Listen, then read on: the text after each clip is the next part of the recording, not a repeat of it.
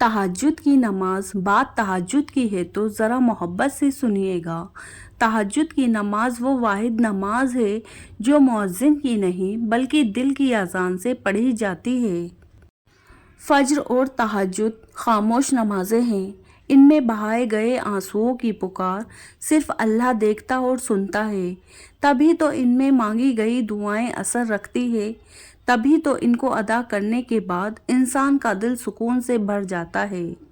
अगर तहज्जुद में कोई ख़ास बात ना होती, क्यों अल्लाह तहज्जुद पढ़ने वाले के लिए पहले आसमान पर आता, सिर्फ ये पूछने के लिए कि तुम्हें क्या चाहिए।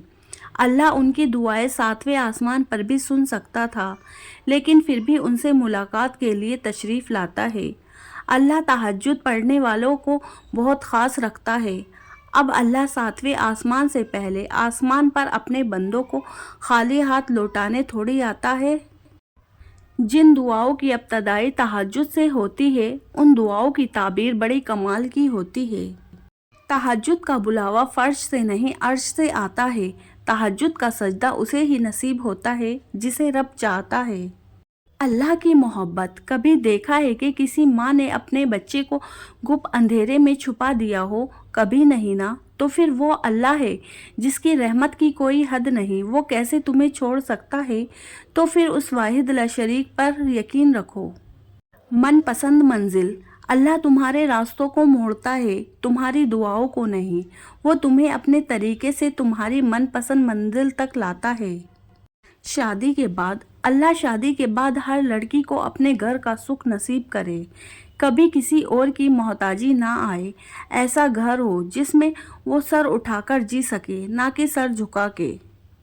दुआ कभी रद्द नहीं होती, बल्कि वो अल्लाह के यहाँ ज़ख़ीरा रहती है और बहुत बेहतरीन वक्त पर कबूल होती है। हमने अदब के चक्कर में कुरान पाक को इतना ऊंचा रख दिया कि अब हाथ नहीं पहुँच रहा। हमेशा मीठे बोल बोलो ताकि अगर कभी वापस लेने पड़े तो कड़वा ना लगे। शैतान को गुमराह करने के लिए कोई दूसरा शैतान नहीं आया था, बल्कि यही वो नफ्स था जिसने उसको इब्लीस बना दिया। जब तू अपने खुदगर्ज नफ्स पर काबू पा लेगा, तब तेरे दुख खुशियों में बदल जाएंगे। कुछ लोग जब रोते हैं तो इसलिए नहीं कि वो कमज़ोर होते हैं, बल्कि इसलिए कि मजबूत रहते रहते थक जाते हैं। हर इंसान को ये फिक्र तो है कि मेरे मरने के बाद मेरी औलाद का क्या होगा, लेकिन किसी को ये फिक्र नहीं है कि मेरे मरने के बाद मेरा क्या होगा। ईतर से कपड़ों को महकाना बड़ी बात नहीं, मज़ा तो तब है जब आपके किरदार से खुशबू निकले। हम एक दूसरे का गम सुनते हैं लेकिन महसूस नहीं करते। हज़रत अली रज़ी अल्लाह अन्हु ने फरमाया, और कभी गम ना करना कि दुनिया आपके साथ नहीं, बल्कि खुश होना कि दुनिया का मालिक आपके साथ है। सबसे बड़ा खताकार वो है जो लोगों की बुराइयों को बयान करता फिरता है। कुरान पाक बार बार कहता है, ना उम्मीद ना हो, कमज़ोर ना पड़ो, गमनीम ना हो, बेशक अल्लाह हर चीज़ पर कादिर है। इस सोच के साथ ज़िंदगी में आगे बढ़ो कि अल्लाह ने यकीनन बेहतरीन ही सोचा होगा। वो तुम्हारी हर दुआ, हर तड़प से वाकिफ़ है। तुम्हारा तहज्जुद में बहाया हुआ एक एक आंसू उसकी बारगाह में बहुत कीमती है। मुश्किल वक्त में हमेशा दुआ मांगा करो, क्योंकि जहाँ इंसान का हौसला ख़त्म होता है, वहाँ से अल्लाह पाक की रहमत शुरू होती है। औरत से कभी सख्त काम मत लो, क्योंकि वो नर्म और नफ्स मिजाज होती है। खालिक से मांगना सुन्नत है, अगर दे दे तो रहमत, ना दे तो हिकमत। मखलूक से मांगना ज़िल्लत है, अगर दे दे तो एहसान, ना दे तो शर्मिंदगी। जिस सुकून और आराम से मेरे जिस्म में रूह दाखिल होती थी, उसी तरह मेरी रूह को मौत के वक्त कलमा पढ़ते हुए सुकून के साथ आज़ाद करना। आमीन। लोगों की खफिया साजिशों और मक्कार फरेब से परेशान ना हो, क्योंकि अल्लाह की ताबीर सब पे भारी है। खुद से खुदा तक सूरह यूसुफ मिसाल है, वो आजमाता है उस चीज़ से जो तुम्हें बेहद प्यारी होती है, ताकि उस चीज़ के मिलने की तरफ तुम्हें अल्लाह से मिलवा दे। बच्चे को जब कोई तकलीफ़ या बीमारी आती है तो अल्लाह उस बच्चे की बीमारी के बदले बच्चे की माँ के गुनाह माफ़ फरमाता है। حضرت ابو بکر صدیق رضی اللہ عنہ فرماتے ہیں، میری تنخواہ ایک مزدور کے برابر مقرر کی جائے، اگر میرا گزارا نہ ہوا تو مزدور کی اجرت بڑھا دوں گا۔ حضرت علی رضی اللہ عنہ فرماتے ہیں، تمہاری تقدیر اتنی دفعہ بدلتی ہے جتنی دفعہ تم اللہ کے آگے ہاتھ پھیلاتے ہو۔ تمہارا رب جب تمہیں لگے کہ تمہارا کوئی نہیں ہے تو آسمان کی طرف دیکھنا، وہاں وہ ہے جو ہمیشہ سے تمہارا تھا اور ہمیشہ رہے گا۔ لوگ جتنا بھی دل دکھائے، یہ یاد رکھا کرے کہ جب اللہ کے بندے ہمیں توڑتے ہیں تو ان کا توڑنا ہمیں اللہ سے جوڑتا ہے۔ جب لوگ تمہیں تکلیف میں اکیلا چھوڑ دے تو جان لو کہ اللہ تعالیٰ تمہارے کام کا ذمہ خود لینا چاہتا ہے۔ بہترین انسان اپنے عمل سے پہچانا جاتا ہے، ورنہ اچھی باتیں تو برے لوگ بھی کرتے ہیں۔ اللہ کا وعدہ، جو کسی کا برا نہیں چاہتے ان کے ساتھ کوئی برا نہیں کر سکتا، یہ اللہ کا وعدہ ہے۔ قرآن پاک بار بار کہتا ہے، نا امید نہ ہو، کمزور نہ پڑو، غمگین نہ ہو، بے شک اللہ ہر چیز پر قادر ہے۔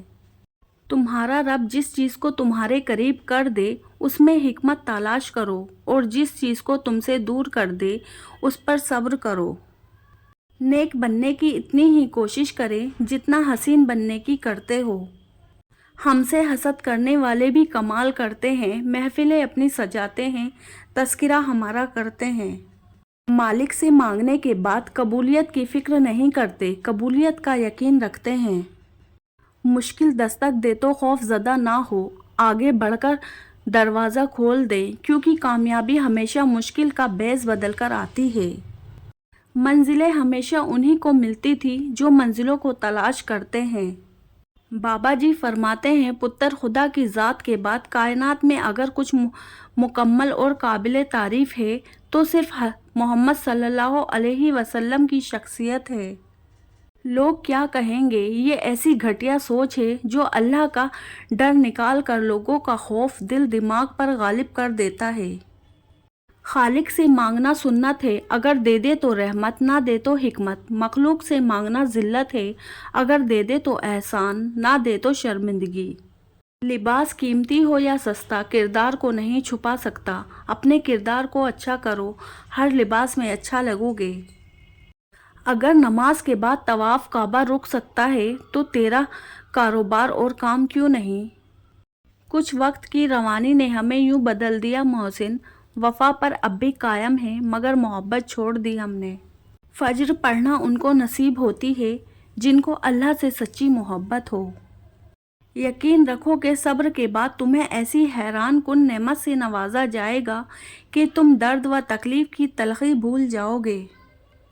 سچائی اور نیکی کا راستہ دشوار ضرور ہے لیکن منزل بہت خوبصورت، برائی کا راستہ بہت آسان سہی لیکن منزل تباہی ہی ہے۔ لباس قیمتی ہو یا سستا کردار کو نہیں چھپا سکتا، اپنے کردار کو اچھا کرو، ہر لباس میں اچھا لگو گے۔ جھوٹی محبت۔ رات پہلی بار میں نے اپنے لیے دعا کی کہ میرا دل پتھر کا ہو جائے تاکہ میں کبھی کسی کی جھوٹی محبت پر یقین نہ کر سکوں۔